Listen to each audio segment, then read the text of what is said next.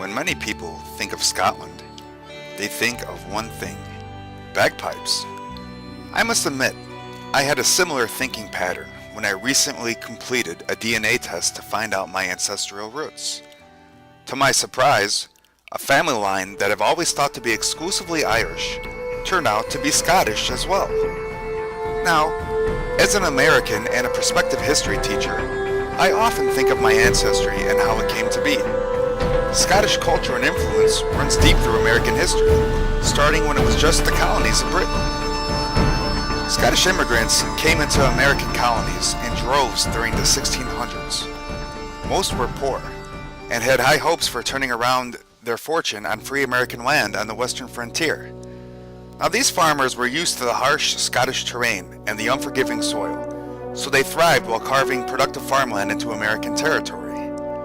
Most people in Scotland were educated and literate, so it is little surprise that America counted on them to establish early schools and to serve as tutors for American children.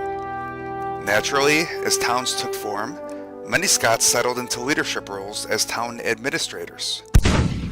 As the colonies moved to gain their independence, the Scottish were right along with them. The Scots were no strangers as enemies to Britain, and they shared a staunch mistrust of government with the colonists. As Scotsmen, they had battled for independence against Britain for hundreds of years.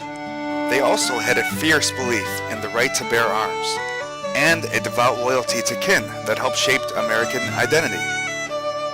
A great example of this, and the leadership they provided, is that at least 23 of our presidents are of Scottish heritage. Among them are Andrew Jackson, Ulysses S. Grant, Teddy Roosevelt, Bill Clinton, and George Bush. As American culture took shape, Scottish influence showed its face often. Scotch whiskey is famous in its own right, and as Americans manufactured it in early America, Scottish whiskey stills were the standard for making whiskey and moonshine. American cuisine also shares many of its famous legacies with the Scottish. Fried chicken was introduced into the southern colonies by Scottish settlers. Philip Armour founded Armour Meats in Chicago in 1867 and revolutionized the American meatpacking industry for hot dogs and sausages. The famous Campbell Soup Company was founded in 1869 by Joseph Campbell. And then in 1906, the Scots popularized breakfast cereal by creating Kellogg's cereal. Before that, it wasn't really popular.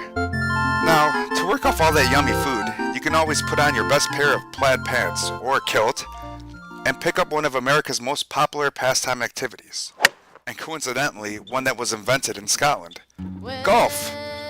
It's hard to go on any road trip in the United States without passing a golf course. Evidence that Scotland has a hand in American athletics as well. Everybody is familiar with the majestic sound of the Scottish bagpipes, but a curious fact is that some of the music that America is famous for was helped shape by Scotland. Bluegrass, country and western, and folk music were created in the South and heavily influenced by Scottish immigrants. From now on, whenever I hear the ominous sound of drums and bagpipes, I will smile to myself, knowing that Scottish culture and influence over my heritage and this country run much deeper than a simple instrument.